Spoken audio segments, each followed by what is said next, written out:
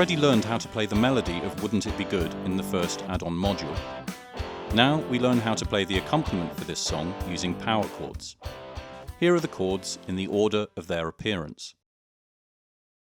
C5 on the 3rd fret on the A string, F5 on the 1st fret on the E string,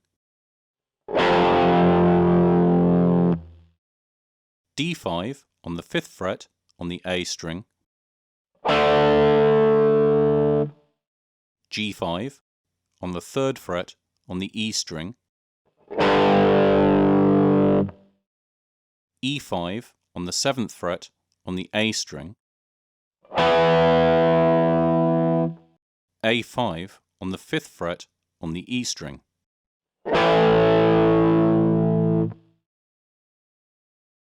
There is also a pickup, like in the melody. You start on the 3rd downbeat before the band kicks in. The next chord change is on the 4 and because of the tie, you do not play on the 1st downbeat of the next bar again, but instead on the 2nd downbeat.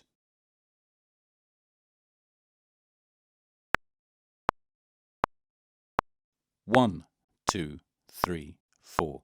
1, 2.